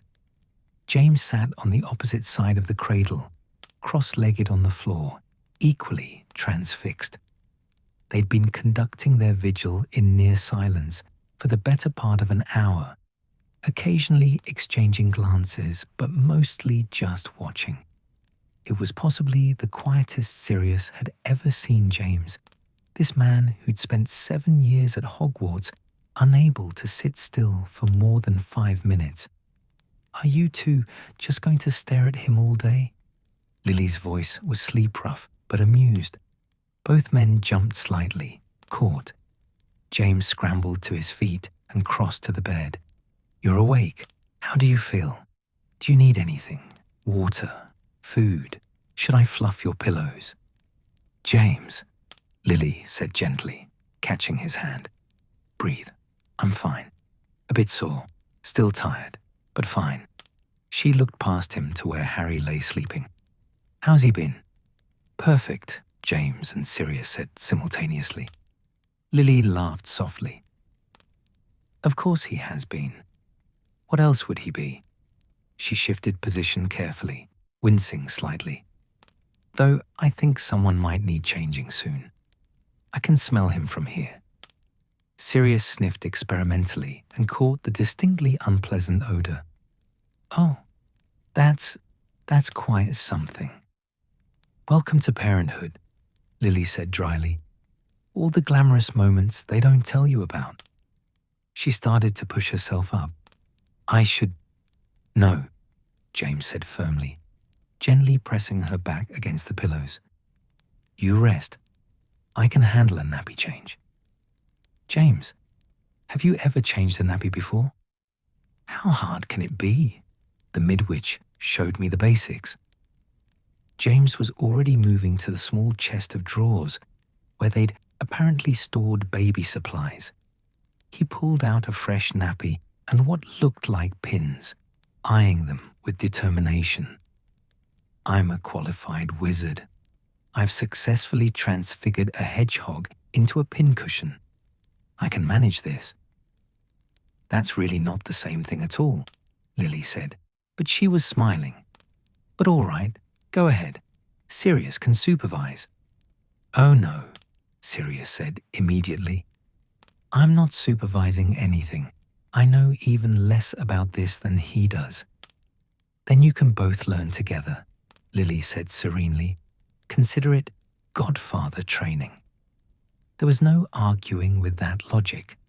Sirius found himself standing beside James at the small changing table they'd set up near the window, a simple wooden surface at waist height with a soft mat on top. James carefully lifted Harry from the cradle, and the baby immediately began to fuss, his tiny face scrunching up in displeasure. It's all right, James murmured, laying Harry on the changing mat. I know. This is undignified, but you'll feel better once we get you cleaned up. Harry did not seem convinced. His fussing escalated to proper crying as James fumbled with the tiny buttons on his sleep suit. Sirius watched, feeling utterly useless, as his normally confident friend became flustered, trying to navigate miniature clothing. Why are there so many buttons? James demanded. He's barely 2 feet long. Why does he need 17 buttons? There are 6 buttons, James, Lily called from the bed, laughter in her voice. It feels like 17. But James finally got the sleep suit open, revealing the soiled nappy beneath. He paused, staring at it. Right. Okay. This is okay. You've faced Death Eaters, Sirius reminded him. This is just a baby's arse. A baby's arse is somehow more terrifying, James muttered, but he carefully unpinned the nappy and peeled it away. The smell intensified. Merlin's beard. How does something so small produce something so... James, Lily said warningly. Right, sorry. James grabbed what looked like a soft cloth and began cleaning Harry with exaggerated care, as if the baby might break. Harry's crying reached new volumes, his tiny fists waving indignantly. I'm sorry. I know this is terrible, but you did this to yourself, technically. Sirius found himself laughing despite the chaos. There was something absurdly endearing about watching James Potter, who'd stood up to Severus Snape in school, who'd faced down dark wizards, who'd married the most brilliant witch of their generation, completely undone by one very small, very angry baby. The new nappy goes under him before you remove the old one completely, Lily instructed. That way, if anything happens, you're protected.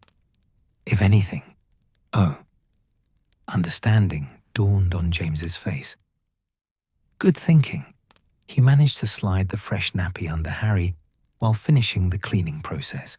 The baby's crying had subsided to angry whimpering now, as if he was running out of energy to protest. Now the pins, Lily continued. Careful not to stick him.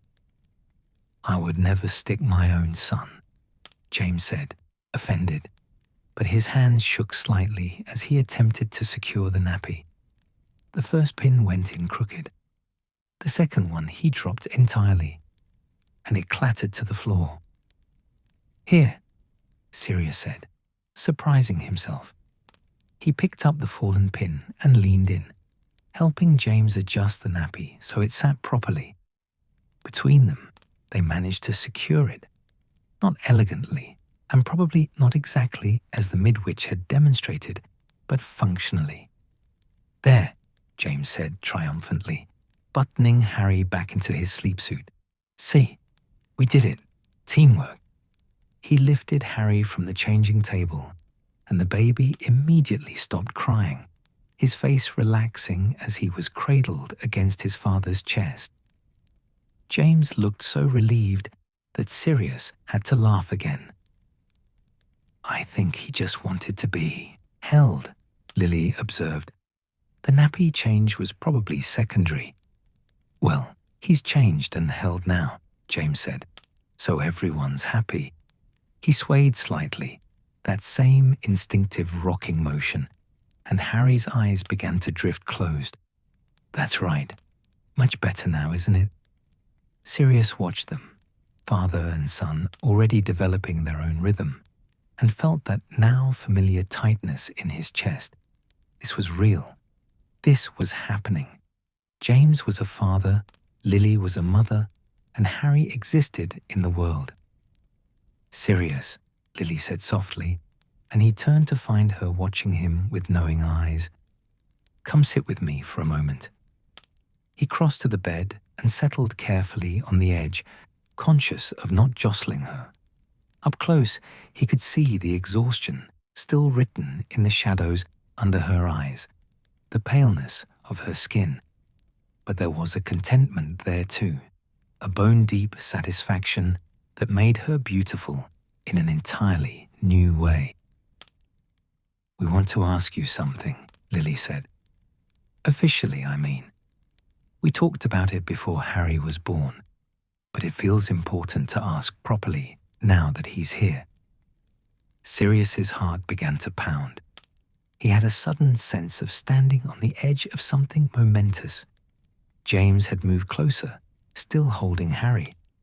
We want you to be Harry's godfather, he said, properly, officially, not just in name, but in all the ways that matter. I thought, Sirius's voice came out rough. I thought that was already decided. It was, Lily said gently, but this is different. This is us asking you to make a commitment to Harry, to us, to being part of his life no matter what happens. She paused, her green eyes serious. We're living in dangerous times. We don't know what the future holds, but we know we want you to be there for him, to love him and guide him, and, if something were to happen to us, to look after him. The words hung in the air, heavy with implications neither of them was quite stating directly. Sirius thought about the prophecy, about the fact that Voldemort had particular interest in the Potters, about all the reasons they were hiding in Godric's Hollow, behind layers of protective enchantments. Nothing's going to happen to you, he said fiercely. We hope not, James said quietly. We're doing everything we can to make sure it doesn't, but we need to know that that Harry would be protected, that he'd have someone who loves him. Sirius looked at Harry, sleeping peacefully in James's arms, completely unaware of the conversation happening around him. This tiny person who'd been in the world for less than 12 hours, who already meant everything. Yes, Sirius said, his voice cracking. Of course, yes. I'd be honored. He had to stop, overwhelmed. "I'd do anything for him, for all of you. You know that." "We do," Lily said, reaching out to take his hand. "But we needed to hear you say it. And we needed you to understand what we're asking." "I understand." Sirius squeezed her hand, then looked at James. "I'm his godfather. I'll love him like he's my own. I'll protect him, teach him, be there for every birthday and every milestone. And if—" He couldn't quite say it, couldn't voice the terrible possibility. "If anything ever happened, I'd raise him. I'd make sure he knew you, both of you, how much you loved him." James's eyes were suspiciously bright. He shifted Harry carefully to one arm and reached out with the other, gripping Sirius's shoulder. "Thank you, Padfoot, for everything, for being here today, for being our friend, for being family." "Always," Sirius managed. It was becoming his word for the day, but it was the only one that fit. "Would you like to hold him again?" James asked. "Your godson." Sirius nodded, not trusting his voice. James transferred Harry into his arms with more confidence than before, and Sirius settled back into the chair, cradling the sleeping baby against his chest. Harry was warm and solid and real. His tiny chest rose and fell with each breath. His miniature fingers curled loosely against Sirius's shirt. That shock of black hair stuck up in defiance of gravity. He was perfect and vulnerable and absolutely dependent on the adults around him to keep him safe. "Hello, Harry," Sirius whispered, though the baby was asleep and couldn't hear him. "I'm Sirius Black, Padfoot when we're being informal. Your godfather, officially now, and I'm going to tell you things, even though you can't understand me yet." He paused, gathering his thoughts, aware of James and Lily watching, but somehow needing to say this anyway. "Your parents are the best people I know," he continued softly. "Your dad is brave and loyal and ridiculous, and he makes terrible jokes, but he'd move heaven and earth for the people he loves. Your mum is brilliant and kind and strong, so much stronger than anyone gives her credit for. She's the one who finally made your dad grow up enough to deserve her, which was no small feat." James made a sound of protest, but Lily shushed him. "They're going to love you so much, Harry. They already do. And they're going to give you everything. A home full of warmth and laughter, stories and magic, protection and freedom. You're going to grow up knowing you're wanted and cherished." Sirius's throat tightened. He thought about his own childhood, the cold rooms of Grimmauld Place, his mother's screaming, the constant pressure to be something he wasn't, about running away at 16 and finding refuge with the Potters, about what it had meant to be chosen, to be loved not for his name or his blood status, but for himself. "I'm going to make sure you have what I didn't," he said, the words fierce with promise. "You're going to have choices, freedom, a godfather who shows up for you, who embarrasses your parents with stories and teaches you inappropriate spells and takes your side even when you're wrong. You're going to have someone who thinks you're brilliant just for existing." A tear slid down his cheek, and he didn't bother wiping it away. Harry slept on, oblivious, his tiny face peaceful. "And if anything ever happens, which it won't, because we're going to fight like hell to make sure it doesn't. But if it does, I'll be there. I promise you that. I'll keep you safe. I'll make sure you know where you came from, who your parents were, how much they loved you. I'll tell you about your dad's terrible attempts at being cool and your mum's brilliance and how they fought for the world they wanted you to grow up in." His voice broke completely. "I promise you, Harry James Potter. On my life, on my magic, on everything I am. I'll be there for you, always. He looked up and found both James and Lily crying openly now. James had moved to sit on the bed beside Lily, his arm around her, both of them watching Sirius hold their son. That was beautiful, Lily said softly, wiping at her eyes. Harry's so lucky to have you. I'm the lucky one, Sirius said roughly. To be part of this, to be trusted with him. James cleared his throat several times before he could speak. Right. Well, now we're all crying, which is very manly and dignified. But his smile was warm, full of love and gratitude. Welcome to the family, officially. Again, as if you weren't already family. Best family I've ever had, Sirius said, meaning it absolutely. They sat together in the afternoon light, James and Lily on the bed, Sirius in the chair with Harry in his arms. Outside the window, summer carried on. Birds sang in the garden. The breeze stirred the curtains. Godric's Hollow went about its peaceful business, unaware of the vows being made in this small cottage bedroom. Harry stirred slightly, his tiny face scrunching up. But he didn't wake, just shifted in Sirius's arms and settled again, trusting and content. What do we do now? Sirius asked after a while. Practically speaking, I mean. Do we register him, send announcements, tell people he's here? We should tell the Order, James said slowly. Dumbledore will want to know. And Remus, Moony should know he's an honorary uncle. Peter too, Lily added. Though Goddess knows where he is right now. Some Order mission, probably. Sirius nodded, though something tightened in his chest at the mention of Peter. Their friend had been distant lately, always on missions, always unavailable. But that was probably just the war. Everyone was stretched thin, pulled in different directions. Tomorrow, Lily said firmly. We can think about all that tomorrow. Today is just for us, just for Harry. Agreed, James said immediately. Today we're just parents. Everything else can wait. So they waited, the three of them and one sleeping baby. They talked about nothing important, remembering Hogwarts, planning what to tell Harry about his grandparents, discussing whether the baby would play Quidditch.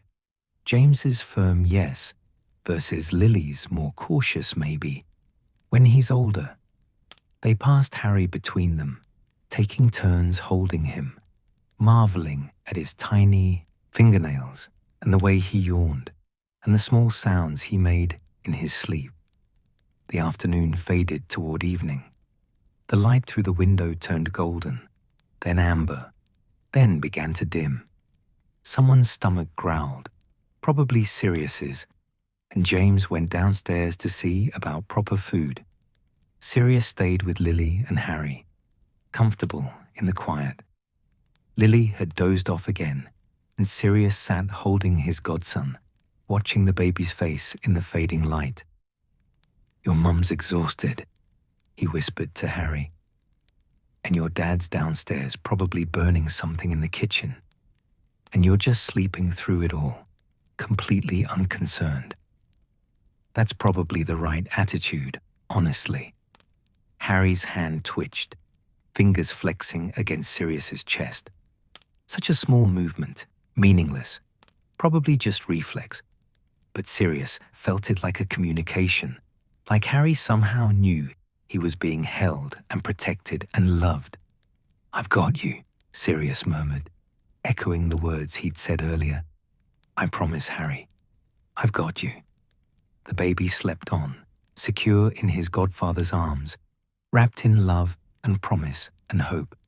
And outside, the summer evening settled over Godric's Hollow, peaceful and perfect, as if the war existed in some other world entirely. James returned from the kitchen bearing a tray laden with food, that actually looked edible. Sandwiches, crisps, fruit, and a pot of tea that was still steaming. Sirius raised his eyebrows in genuine surprise. "You didn't burn anything?" "I'm insulted," James said, though he was grinning. "I'm perfectly capable of making sandwiches. It's not like I attempted actual cooking."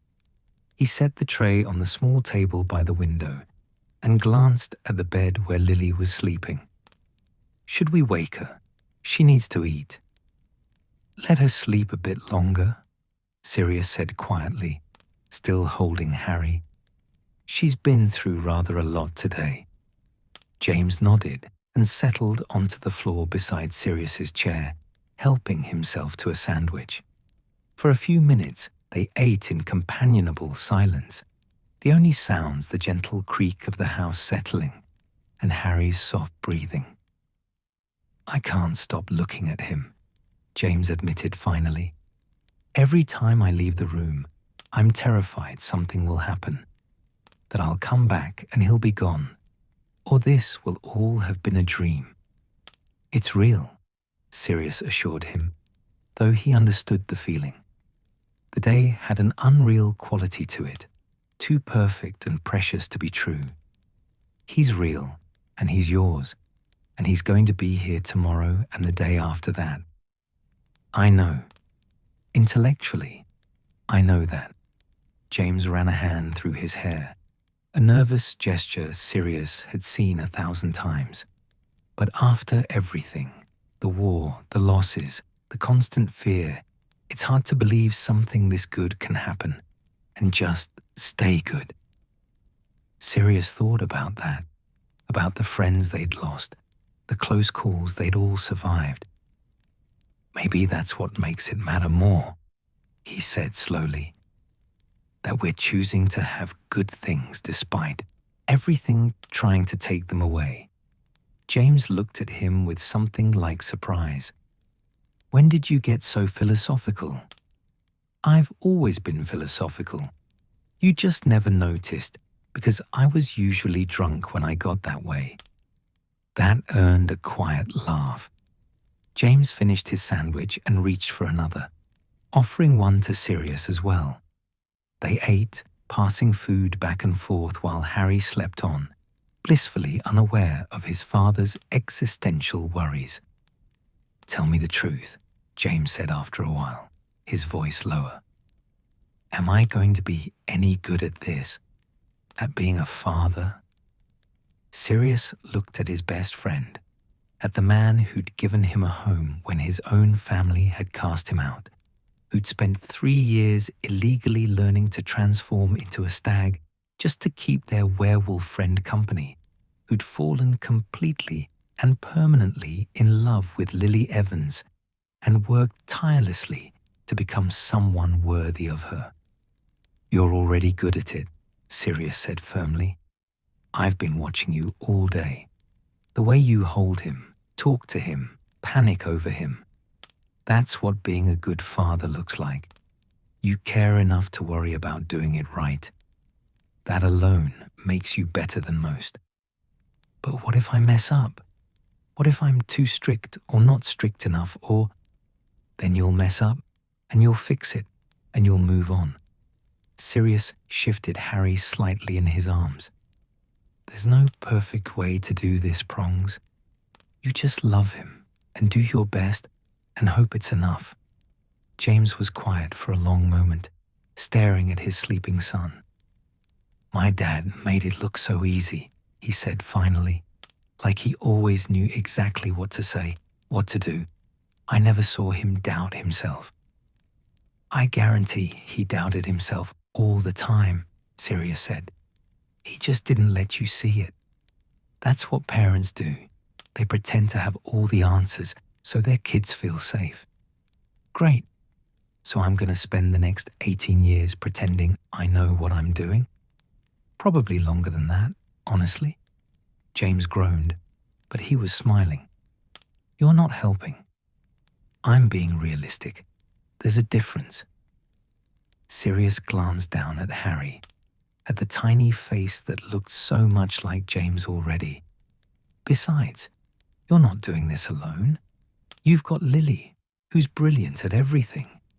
And you've got me, who's brilliant at being a terrible influence. That's what I'm worried about. As you should be, Sirius grinned. I'm going to teach him all the best spells you tried to keep me from learning. I'm going to encourage his worst impulses. I'm going to be the cool godfather who lets him get away with everything. Lily will murder you. Probably, but it'll be worth it. They fell into an easy banter, trading insults and memories, the kind of conversation they'd been having since they were 11 years old. But there was something different about it now. Something weighted with the presence of the sleeping baby. The knowledge that they weren't just two friends anymore, but godfather and father, bound together by this new life. Lily stirred eventually, her eyes fluttering open. She blinked a few times, orienting herself. Then her gaze immediately went to Harry. He's fine, Sirius said quickly. Still sleeping. We've been keeping watch. Good. Lily pushed herself up carefully, wincing slightly. Is that food? Please tell me there's food. James was already moving, bringing the tray to the bed. Sandwiches, courtesy of my mediocre kitchen skills. Nothing fancy, but it's edible. Edible sounds perfect. Lily took a sandwich and bit into it with obvious relief. Oh, that's good. I didn't realize how hungry I was. They ate together, Lily propped against her pillows, James sitting on the edge of the bed, Sirius in his chair with Harry still in his arms. It felt domestic and comfortable, like they'd done this 1,000 times before, instead of this being their first day as this particular configuration of family. We should take a photograph, Lily said suddenly. The four of us, before the day ends. I'll get the camera, James said immediately, already moving. He returned a moment later with a small, magical camera, the kind that produced moving photographs. Right, how do we do this? Give it to me, Lily said. I'll set a timer. She fiddled with the camera for a moment, then positioned it on the dresser across from the bed, angling it to capture them all. Okay, we've got 10 seconds. Sirius, bring Harry over here. Sirius stood carefully, cradling Harry, and moved to the bed. James made room on Lily's other side, and Sirius settled beside him, the baby between them. Lily reached out and gently adjusted Harry's blanket, making sure his face was visible. Perfect, she murmured, then looked up at the camera. 3, 2, 1. The flash went off, capturing the moment. Then another and another. In the photographs that would later sit on the mantel downstairs, they would all be smiling. James's arm around both Lily and Sirius, Lily's hand on Harry's head, Sirius holding the baby with a mixture of pride and awe on his face. Harry, miraculously, was awake for one of the shots, his unfocused eyes wide and wondering. Let me see, James demanded immediately, and Lily retrieved the camera, flipping through the images that were already developing. Oh, she said softly. Oh, these are perfect. She showed them around, and Sirius felt his throat tighten at the sight. They looked like a family, not just James and Lily and Harry, but all four of them together. Chosen family, bound by love rather than blood. I want copies, he said roughly. For my flat. Of course, Lily said. We'll make copies for everyone. Something to remember today by. As if any of them could forget. Harry chose that moment to wake properly, his face scrunching up in preparation for crying. Lily took him from Sirius's arms with practiced ease. Already she seemed so natural at this, as if she'd been a mother for years rather than hours.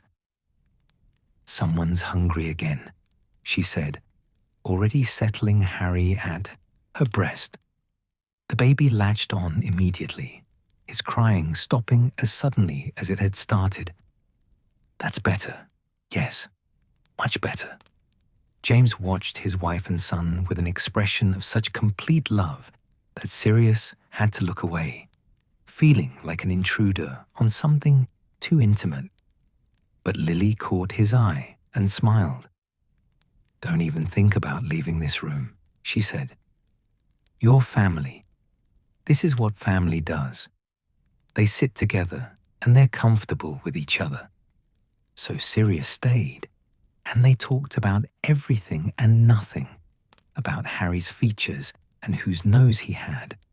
Still too early to tell, they decided. About whether he'd have James's terrible eyesight or Lily's perfect vision. About what his first word might be. James voted for Quidditch, Lily for something more reasonable like Mama. The evening deepened outside the window. The golden light faded to purple, then to deep blue. Stars began to appear, one by one, like the ones painted on the ceiling of Harry's nursery next door. "I should go," Sirius said eventually, though every part of him resisted the idea. "You three need time together, proper family time." "You are family," James protested immediately. "I know, but you're also new parents, and you need to figure things out on your own." Sirius stood, stretching muscles that had been still for too long. "I'll come back tomorrow, check on you. Bring proper food since James's sandwich-making skills, while adequate, aren't exactly sustaining." "My sandwiches were excellent," James argued, but he didn't protest the plan. He stood too, following Sirius to the bedroom door. "Thank you for today, for being here, for everything." "Stop thanking me," Sirius said. "I'm his godfather. This is exactly where I'm supposed to be." They stood in the doorway, and James pulled him into a tight hug. "I'm glad you're here, Padfoot. I couldn't have done this without you." "Yes, you could have, but I'm glad I was here anyway." Sirius hugged him back just as hard, thinking about all the years they'd been friends, all the moments that had led to this one. "He's perfect, Prongs. You made something absolutely perfect." "We made something perfect," James corrected, glancing back at Lily and Harry. "All of us together." Sirius said his goodbyes to Lily, kissed Harry's soft head one more time, and then made his way downstairs. The cottage felt different now in the gathering darkness, not empty but full of new life, new possibilities, new hope. He paused in the kitchen, looking around at the remnants of their day.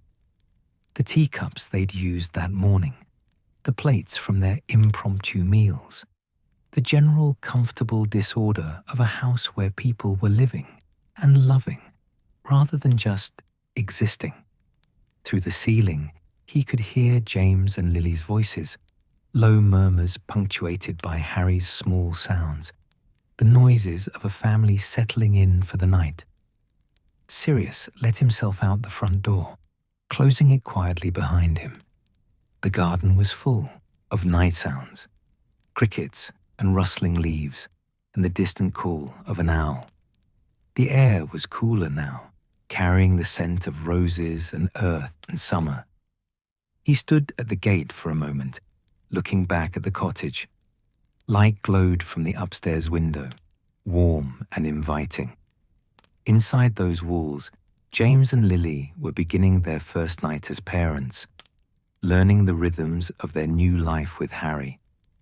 And Sirius was their chosen family, Harry's godfather, someone who'd been trusted with the most precious thing they had. The weight of that trust settled on his shoulders, but it didn't feel heavy. It felt right, like he'd been preparing for this his whole life without knowing it. He thought about the war waiting beyond these peaceful borders, about Voldemort and Death Eaters and the prophecy that hung over the Potter family like a shadow, about all the dangers that could threaten this perfect tiny baby. But here, now, in this moment, there was only peace, only love, only the simple miracle of new life choosing to exist despite everything that said it shouldn't. Sirius touched his wand to his chest, feeling the small package still tucked in his robes. The toy broomstick he'd brought for Harry. He'd give it to them tomorrow, he decided. Today had been enough, without adding more gifts to the mix. Tomorrow, he'd come back and bring proper food and probably cry again while holding his godson. He'd make sure James and Lily were managing, that they had everything they needed. He'd take on more order missions if it meant keeping them safe, would do anything and everything in his power to protect this family. But tonight, he'd let them be. Let them have their first night together as 3 instead of 2. Let them discover their own way through the long hours ahead. Sirius walked down the path and through the gate, the wards recognizing him and letting him pass. At the edge of the protective enchantments, he turned back one last time. The cottage looked like something from a fairy tale, small and perfect and glowing with life. A beacon of hope in a dark world, a promise that good things could still happen, that love could still win, that babies could still be born and families could still be made.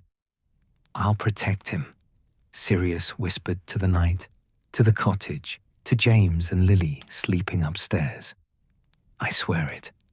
Whatever comes, whatever happens, I'll protect him." Then he turned and walked into the darkness, already counting the hours until he could return. Behind him, in the cottage, Harry Potter slept peacefully in his mother's arms, surrounded by love and warmth and all the fierce protection 2 parents and a godfather could provide. It was enough for now. It had to be enough. The next morning arrived too quickly and not quickly enough. Sirius had spent a restless night in his flat, alternating between exhausted sleep and waking suddenly with the urge to check on Harry, to make sure everything was still all right. At dawn, he gave up on sleeping entirely and began preparing for his return to Godric's Hollow. He stopped at a Muggle bakery on his way, one that opened early for the morning trade. The woman behind the counter smiled at his order. Fresh bread, pastries, fruit, things that Lily might actually want to eat, and packed it all carefully in paper bags that he transfigured to stay warm. By the time he apparated to the edge of the wards, the sun was fully up, promising another beautiful summer day. The village looked even more peaceful in the morning light, if that was possible. Sirius walked the familiar path to the cottage, his heart lighter than it had been in months. James answered the door, looking utterly exhausted. His hair stood up in even more directions than usual. His glasses sat crooked on his nose, and there were deep shadows under his eyes. But he was grinning. "You're back," he said, as if there had been any doubt. "Of course I'm back. I brought breakfast." Sirius held up the bags. "Real food, not your terrible sandwiches." "My sandwiches were perfectly adequate," James protested, but he was already reaching for the bags, inhaling the scent of fresh bread with obvious appreciation. "Oh, that smells amazing. Come in, come in." The cottage felt different in the morning light, still warm and welcoming, but somehow more lived in than yesterday. There were baby blankets draped over the sofa, a bottle warming in a pot on the stove, the general pleasant chaos of new parents finding their way. "How was the night?" Sirius asked as they entered the kitchen. James laughed, the sound slightly manic. Long, very long. Harry woke up every 2 hours wanting to eat. Lily fed him, I changed him. We both stared at him in the darkness, wondering if we were doing any of this right. Then he'd fall asleep, we'd fall asleep, and 20 minutes later, he'd be awake again. But everyone survived. Everyone survived. And Lily's amazing. She just knows what to do somehow. I'm the one fumbling around in the dark, literally and figuratively. James started unpacking the food, his movements quick and efficient despite his exhaustion. She's upstairs sleeping now. Harry just dozed off about half an hour ago. Go sleep, Sirius said immediately. I'll keep watch. I can handle one sleeping baby for a few hours. Are you sure? You've already done so much. James, go sleep. You look like death warmed over. James didn't argue further. He grabbed a pastry, took 2 enormous bites, and headed for the stairs. Wake me if Harry needs anything, or if the house catches fire, or if... I know how to find you if necessary. Go. Sirius watched his friend disappear upstairs, then set about making tea for himself and organizing the food properly. The domestic tasks were soothing, gave his hands something to do while his mind wandered. He thought about the night James had just described. The exhaustion, the constant waking, the uncertainty. It sounded terrible and wonderful in equal measure. The price of new life, of choosing to bring someone into the world and take responsibility for keeping them alive and happy. A soft cry from upstairs interrupted his thoughts. Sirius set down his tea and climbed the stairs quietly, not wanting to wake James or Lily if he could avoid it. Harry's nursery door stood half open. Sirius pushed it wider and stepped into the room he'd only glimpsed briefly yesterday. It was beautiful. The pale yellow walls were exactly as James had described, warm and cheerful without being overwhelming. The ceiling showed a perfect night sky, stars wheeling slowly overhead in their ancient patterns. A rocking chair sat near the window, cushioned and worn in that way that suggested it had been used for generations. The cradle, Fleamont Potter's handiwork, stood in the center of the room, and in it, Harry was beginning to work himself up to a proper cry. "Hello, little one," Sirius said softly, crossing to the cradle. "Let's not wake your parents, shall we? They've had a rough night." He lifted Harry carefully, supporting the tiny head the way James had shown him. The baby was warm from sleep, his face red and scrunched with the effort of crying. But the moment Sirius held him against his chest, the crying stopped, replaced by small, snuffling sounds. "That's better," Sirius murmured, settling into the rocking chair. "You just wanted company, didn't you? Can't say I blame you. Being alone is overrated." Harry's eyes opened, those blue eyes that would someday be green, and seemed to focus on Sirius's face. It was probably just reflexive. Babies this young couldn't really see properly yet, but it felt like being seen, like Harry recognized him somehow. "Your parents are sleeping," Sirius told him quietly, rocking gently. "They were up all night with you, which is apparently what you do to people. Very demanding for someone who weighs less than a bag of flour." Harry made a small sound, not quite crying, not quite contentment, just a noise that said he was there, he existed, he had opinions even if he couldn't voice them yet. "I suppose you want breakfast too," Sirius said. "Unfortunately, I'm not equipped for that particular service, but I can hold you while you wait."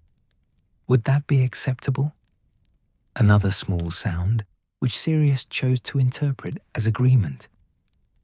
They sat together in the rocking chair, the morning sunlight streaming through the window and painting everything gold. Sirius studied Harry's face, really studied it, trying to memorize every detail. The curve of his cheek, the shape of his tiny ears, the way his fingers flexed and relaxed against Sirius's chest. "You're going to have such a good life," Sirius told him softly. "Your parents love you so much already. They're going to give you everything, a home, safety, stories, magic. You're going to grow up knowing you're wanted." He paused, his throat tightening. "I didn't have that," he admitted. "My parents, they had plans for me, expectations. They wanted me to be someone I wasn't. And when I refused, when I chose my own path, they decided I wasn't worth keeping." Harry blinked up at him, unseeing but somehow attentive. "But you'll never doubt that you're loved," Sirius continued. "That's what your parents are giving you. That's what I'm promising you. Whatever happens, whatever darkness comes, you'll always have people who choose to love you." The baby yawned, a tiny sound that made Sirius smile despite the heaviness in his chest. Such a small, simple gesture, but it felt profound somehow. A reminder that Harry was just a baby, brand new to the world, deserving of joy and peace and all the good things life could offer. "I'm going to teach you to fly," Sirius said, his voice lighter now. "Your dad will probably try to put you on a broom before you can walk, but I'm going to be there to make sure you don't break anything important. And I'm going to teach you pranks, the good ones, not the ones that get you expelled. And I'm going to tell you stories about your dad and his terrible attempts to impress your mum." He rocked gently, the chair creaking with the familiar rhythm. Outside the window, Godric's Hollow was waking up properly now. He could hear distant sounds, doors opening, people greeting each other, the normal business of a summer morning. But in this room, with Harry in his arms and the enchanted stars overhead, time seemed suspended, as if they existed in a bubble separate from the rest of the world. "I know there's danger out there," Sirius said quietly. "I know your parents are in hiding for a reason, but I'm going to do everything in my power to make sure you're safe, to make sure you get to grow up and have birthdays and learn magic and fall in love and have all the experiences you deserve." Harry's eyes had closed again, his tiny body relaxing into sleep. But Sirius kept talking, needing to say these things, even if his godson couldn't understand them. "I'm not perfect," he admitted. "I'm reckless sometimes. I make bad jokes at inappropriate moments. I have a tendency to hex first and ask questions later. But I love your parents, and I love you, and that means something. That has to mean something." The door creaked softly behind him. Sirius turned to find Lily standing in the doorway, wrapped in a dressing gown, her red hair loose around her shoulders. She looked more rested than James had, though still tired. "How long have you been here?" she asked softly. "Not long. He started fussing, so I came up. Didn't want to wake you." Lily crossed the room and perched on the edge of the cradle, close enough to see Harry, but not intruding on the moment. "Thank you," she said, "for coming back, for being here. Where else would I be? You have a life, Sirius. Order duties, your flat, other commitments. You don't have to spend all your time here." "I know I don't have to," Sirius said, looking down at Harry's sleeping face. "I want to. He's my godson. You're my family. This is exactly where I want to be." Lily's eyes were suspiciously bright. "We're lucky to have you." "I'm the lucky one," Sirius corrected. "You trusted me with this, with him. That's everything." They sat in comfortable silence for a while, both watching Harry sleep. The morning light shifted across the floor, making patterns on the pale yellow walls. The enchanted stars overhead faded as the daylight strengthened, but they'd return tonight, wheeling through their eternal dance. "What are you thinking about?" Lily asked eventually. Sirius considered the question. "The future," he said finally. "What he'll be like when he grows up. What kind of person he'll become. And I think he's going to be brilliant. Not just because he's James and Lily's son, though that helps, but because he'll have all of us.